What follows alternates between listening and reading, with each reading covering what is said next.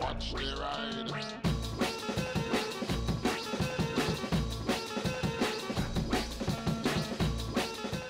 Hey everybody, hope you're all doing alright out there. So as you may know, I've done many videos on Bike Trader in the past looking at, cheap 125s or the most expensive bikes or all sorts of different things. But there is something I've never looked at before. So we're going to do that today. First thing to point out, even though I do this in every video, I still get emails from people. Thank you for the concern, but I'm not stupid enough to do this. This is not my real postcode. So what we're going to be looking at, as you may have guessed from the title, is the oldest bikes on Bike Trader. And the oldest bike on Bike Trader is a Triumph Tiger 12... No, it's not. There's some sort of mess up going on here. Here we go. Here is the oldest bike on Bike Trader. Brown Brothers 500. 50 grand. That's 118 years old. Now, the reason I want to look at these is because bikes of this age have just got some weird engineering to them. I mean, oh, I wish these photographs were £50,000, but 50 grand, and this is the images you have up. Sorry, I've ranted about this before. I would like to be able to see things properly, because look at the... That's clearly just a bicycle chain. Look how thin it is. I'd love to know what that, like, second rim inside the rim is? Or is that a shiny edge? I've also got the motor here, which is obviously a single cylinder. Oh, it might be a twin, actually. I can't see the other side. But it's got... Wait, is this the oil pump? With a separate drive? It's definitely leaking oil, I know that much. Blurry. So that's going to be an oiler of some sort that goes into... Oiler? Is that an oiler? I really don't know. The rod-actuated valves with springs. It's obviously a very old-school thing to do on bikes, where Harleys still do it, or used to do it. I mean, even the front forks are... Wait, that's suspension, isn't it? How does that work? That's the fart vent for... And it goes through there, and then it comes out the ports. Very forward-thinking bike. Just looks like a bicycle. It's... Right, so that's the top of the tank. What is that? Is that a handle gear shift? Or is it... Oh, it might even be the throttle. Because it's got so many graduation... Oh, hang on, there's one on this side as well. Yeah, not a clue. Not a clue how that works. And this is why I'm interested in looking at these. Two early pioneer bike manufacturers, the Brown Brothers. These bikes have been in the same family for 25 years and were regularly seen competing on the Pioneer Run. Recently retired and awaiting their new owners. Wow. Okay, so have they been used up until... So they've been running this whole time? Fair play. Fair play. Next up we have a Douglas 1919. Douglas. So that's 105 years old. Be clear here, I know nothing about old bikes of this age. I mean, a little bit. I know the oldest... Oh, the second rim was a giant drive rim. I mean, that literally looks like a second smaller wheel with a drive belt on it. I mean, I guess it is. It's like an extended bicycle frame. It has got suspension. Oh, okay, so the suspension's up here. And it can't... Oh, God, does the whole wheel cantilever in? That wouldn't be cantilevering, would it? But you go in to push on... I'm not sure. Wooden boards, literally. Now, controls. What have we got going on the controls here? So there's no throttle, normal twist throttle. We've got two levers here and one lever here. Now, I'm going to assume that one of these is the throttle and two of them are the brake, because that looks like a master cylinder, kind of, but then that doesn't have one. So maybe that's the throttle, and that's the brake. Maybe it's like front brake, rear brake, and that's the throttle. Because you pull back with that one and push with that one. I don't know. I am completely guessing. Some people are going to know and say, no, you idiot, you're wrong. And other people might be like, no, you're right.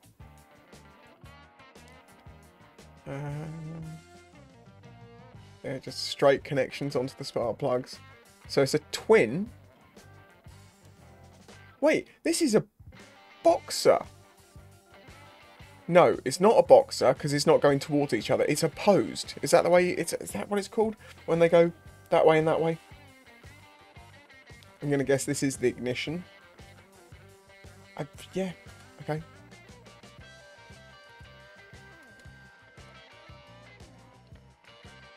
Douglas W20.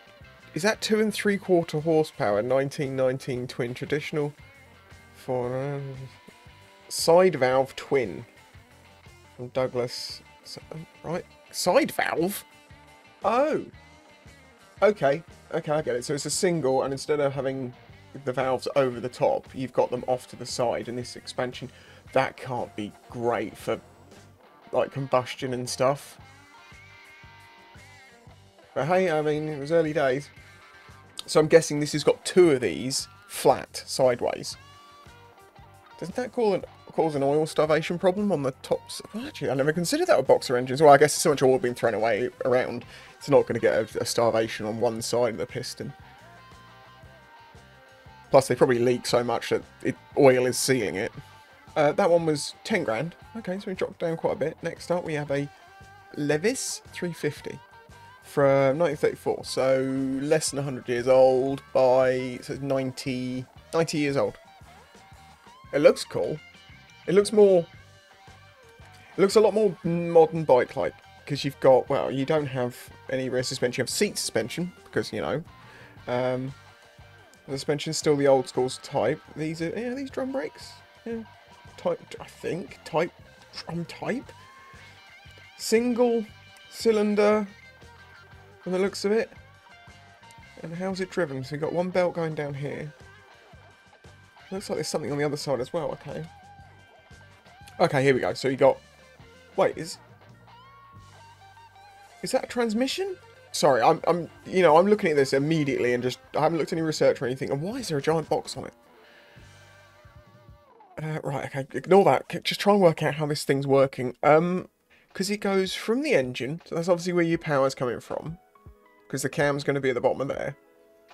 But then goes around here, which I'm going to assume is a transmission. A separate transmission. And then, so instead of it linking inside using cogs and stuff, it's chained on the outside. I might be wrong again, but that's what I'm guessing.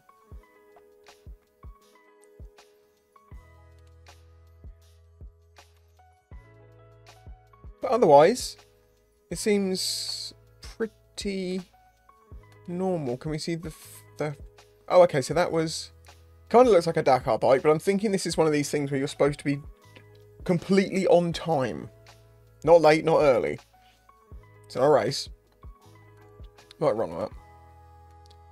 Can I see the handlebars? Okay, so brakes on the left look fairly standard, and that's going backwards. So that's... Wait, hang on, that's not brakes. That's clutch. Is that clutch? I assume, yeah, that looks like clutch because it's going right. Okay, so do we have a standard clutch on the left now? Is there another little widget there? No! A fantastic example of this rare 1935 British bike, classic bike, excellent bodywork, nationwide delivery, blah, blah, not a huge amount of information. That kind of is what it is. Okay, so next up we've got a Norton Model 19, and look at that exhaust. Damn. I assume there was some benefit to this. I mean, it looks like it's trying to streamline it and maybe... I don't know. And look at the angle it comes out of the head. That's so weird.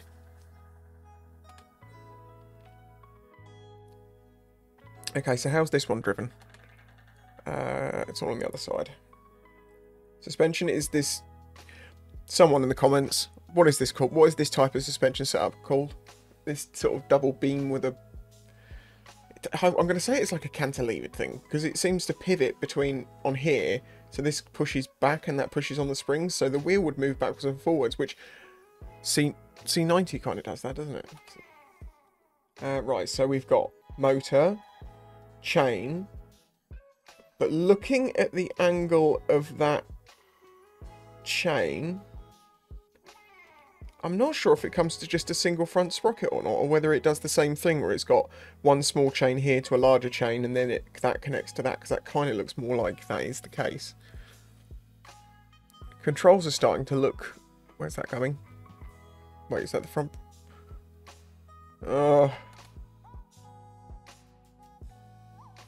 When did we standardise motorcycle controls? In 1972, federal regulations began to dictate where the controls on bikes must go, which made it easier for people to hop from bike to bike, irrespective of the manufacturer. Before that year, the clutch brakes, turn signals will go wherever the maker's pleased to put them. There you go. We're learning. We're learning. So yeah, it's kind of a guess as to what's what. That's a cool tank. It's a lot of stuff. What does that do? So, yeah, not getting any more info about... I think that big round there is hiding a second... Because look at the angle it's going in. It's got to be on another sprocket. Is that a starter motor? No, it can't be. They're not going to start to motor these. And that's... Oh, the rear brake's on the left foot. Can you see that's a push rod? That looks like it would be a battery box. So maybe that is a starter motor. And so if this pivots backwards, that's going to... compress the big spring and these bring it back straight. It'd be fun to make like a wooden version of that, or 3D printed, so you can actually play with it and see it moving. What is this spring doing? Oh, I think that's just it's just holding the exhaust. And it's also interesting, these stands right at the back off the rear wheel, which is just like a push bike used to have. Cool, cool. 1934 Norton 16H Special. This is a stunning 1934 Norton 500cc side valve, built in the previous owner's specifications. Great. There you go. These are seriously cool. You turn up to a bike meet on this, and people are going to be turning their head. No, I don't believe it. Yeah, it's ad. That's why. Next. Triumph T10 Tiger. They were calling them Tigers as far back as then? Some old school suspension. Exhaust is getting a little more standardised looking. That's obviously a parallel twin. It's not single, is it? Two exhausts, I wouldn't do that. Kickstart. Guessing that's gear shift. It's a very elegant bike. Very pretty in a way, just because it's white. It makes such a difference. But it's also because it's so just thin tubes and not exactly my cup of tea, but it's a nice looking old bike. This incredible machine is a creative engineering masterpiece from the renowned Purdy Engineering. Oh, I've heard of them. April 2001. Registered and only 66 miles. Wait, this is new? No, this isn't new. I guess they took the pieces from bikes and put it together and then registered it as a new frame. I'm guessing. Which is why it's such a new registration. But hang on, 1946. Huh? Oh, I guess re-registered. Right, 1948 BSA. We have a normal throttle. It looks like. This is looking much more just normal. It's a cool little bike. Very simple. I really like that, actually. My mum's dad had a water-cooled BSA, but I never knew any more than that. She doesn't know any more about it. I don't know what happened to it. But yeah, this is definitely getting towards... Wait, why does the mudguard hinge? What? Oh, of course it hinges. You got to get the rear wheel off. So you undo like these bolts or these bolts, and then you can hinge this up and out of the way.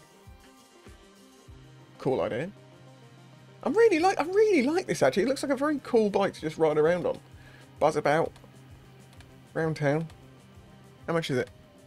Oh, it's only £6 grand. It's got 374 miles on it. This is a stunning, powerful, runs perfect. Oh, it's 500cc. Oh my god, this will be so much fun. I wonder how much actual horsepower it's got though. We're going to answer these questions as they come up. 26 horsepower out of 500cc. And people nowadays go, God, the Azuma only gets 24 horsepower out of a 250? Yeah. And they're like, yeah. Skippy. You don't want this to be too long, but I don't also want to miss anything that's really cool. Yeah, I mean, these Nortons they're cool bikes. Actually, let's look at this one, because this is 1955. Yeah, I think we're getting much... That's probably a decompression lever. That's probably a clutch. Throttles on the other side. Look, they got these modern rubber grips. Joking.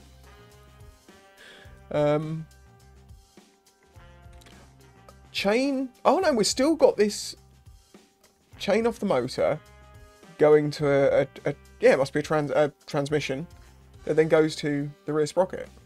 The amount of loss of power through that must be huge. This cutout is for the riders' massive nuts because they're riding on tyres like this. Quick. On drum brakes. Basic suspension. It's pretty cool. Road hold. Road holder. Norton. It's a cool name for suspension though. Road holder. This is a stunning 350 mags, render factory, gearbox number. Oh, there you go then. So it is a gearbox. The thing is, they're not even that expensive. Now, I do know they're old bikes, so they're going to be a handful of tools. Now, here we go. 1956 Thunderbird. That looks so modern, but then again, it's because they're trying to make bikes nowadays look like bikes of the past. But this sort of looks more modern than like an 80s bike. Everything is there. Are they still using the weird gearbox setup? Don't know. And I assume these have all been maintained over the years rather than just being, you know, left to be in whatever state they end up being in. And I think the mileage probably tells you that. Yeah, 2,342 miles. It's what did this bike do? I mean, I know sometimes they get bought, they're put in showrooms, they're not moved after 5 years, then it's not worth selling it, or, you know, it becomes part of the territory, and then you've got this bike that just sits there for decades, or it sits in someone's garage, or... But it just seems like such a shame. A Norton Model. I didn't know they did a bike called the Nortonnster. That's a really cool one, I like this. Kind of reminds me of the Dummy Racer in a little way. It's very cool. Look at all the metal work, like it's all shiny, mechanical. I don't even care, it's got drum brakes. Okay, I think that's my favourite one so far. I would love to ride that thing. It was probably tiny. I'd lose it up my arse crack, but... calf race engineered, built for Rod Folks. Over a period of many years. Parts were sourced for auto jumbles, fast and such as a machine from stainless steel and titanium and alloy. Wow, okay, now I like it even more. Now I know why it looks so good. It's good. That's nice. Very impressed. And that's why it's got such a silly name, because it's not an official Norton. But it's funny they called it the Norton Model, like it's an actual... It wasn't an actual brand model, was it? The Nortonnster. Okay, we're getting a bit long here. We've looked at some bikes. I think it's been very interesting to see, you know, the way the controls have, quite clearly from the 1900s up to the 50s and then officially in the 70s, how they slowly pushed and funneled down towards everyone kind of agreeing. Let's make this the last one to look at. A 1960 Triumph Tiger Cub 200cc. And it's interesting, actually, that, you know, we're talking about Triumph and a dirt bike. That's a really cool dirt bike, too. Hey! More images. Oh. See that? That. Pièce de résistance. That has just made this my bike. And if you watch my channel long enough, you'll know why. Is that 2011, 2012 tax disc on it? 2015. So 10 years ago.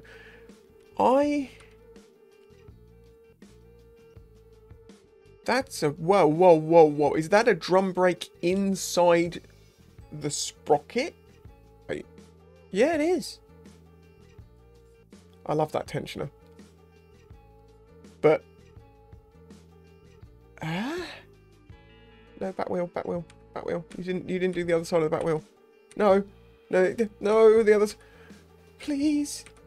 You didn't do it. The thing is, you know, there's that image that goes around the internet. It's a meme. It's a brake rotor and sprocket combined into one, and people are going, oh, see, you put oil on it and now it's not going to work as brakes. The idea of those is not to oil them, because those are for show bikes like Harleys, and they don't want front brakes and things like that on them. They just need basically a brake to stop it, not ride it. to my understanding. So they don't lube the chains with wet oil, and it's just, yeah, it saves space. But this genuinely looks like it is a drum brake inside the sprocket, which means oil has got to seep in there, surely, from the chain. Or am I misunderstanding something here? No, that is the brake. That is a standard setup for a rear brake. 1960s Triumph. Please note that the mileage is unknown for this model. Well, yeah, I'm not surprised. Single cylinder, 200cc. This bike is currently drained of fluids for display, non-running. That is screaming. That is screaming to be back on the road. Oh my god! If I was in a position that I had a big YouTube channel, you know, loads of money, and I could do, you know, bike restorations and all that, and that's not my plan. This is the sort of thing that I would want to get going. You know, take it apart, clean it all up, polish everything, check everything's good, and put it back together and just get it back on the road and get miles on it. I like it. I think that's a good one to end on. That is a very cool bike. Well, there we go. Hopefully you enjoyed this little trip down the history of motorcycles, and it was interesting to see how the controls, as I say, evolved over time. The way that the engines worked, you know, the separate transmissions, which is very much a Harley thing, and cruisers and things like that sort of traditionally still do that with a separate motor and transmission, so you can have lots of places for oil to leak out of. I'm sorry, I'm making jokes, but you know it's true. Kind of. It's one of the reasons my understanding Harleys leak so much is because they've got so many different sections, whereas modern engines are just everything all together in one thing, clamped up, sealed, and, you know, there's a hole in for oil and a hole out for oil and an exhaust, and if it's going out the exhaust, whether things are going wrong, which is a lot of it. But this, with the separate transmissions and stuff, it's more likely to get problems. But yeah, very, very cool. And it's kind of sad that we're not seeing things as, like, if you've just made a 125 of this, in this design, people would love it. Don't try and make it look, you know, like for instance, if the Chinese, instead of making the Sinisa patch, he was a supermoto, and alright, I get it. It looks more modern, people are going to buy that more, but how cheap could something like this be made? You know, you've got a tiny, simple frame that could be made well. They do make some good frames if they put the time into it, the effort. Get a reliable little engine in there. There's so few parts to it. This bike could be so cheap. I mean, okay, I know it's going to need electronics. This is why. It's because it's not got an electric start. People want electric starts. You want an electric start, now you need wiring. Now you need a magneto. Well, they've got one of those anyway, but you're going to need a bigger one to charge the battery, and you need battery and then start a motor. Then that means you need a harness and wiring, as I say. Then you're going to need headlights and tail light and the indicators. And now you've got all this extra wiring around, and, well, you better put some panels over that to try and hide it and make it look nicer. I think that's the thing, because this is so simple. This is just a mechanical machine that you kick it to go, and there's no help here. That's cool. I love it. So as I say, there we go. If you enjoyed the video, hit the like button, subscribe if you're new here, help support me on Patreon if you wouldn't mind. I'm currently doing a build series, maintenance series on my DRZ. The parts have just arrived. So yeah. Thanks for watching. Bye-bye.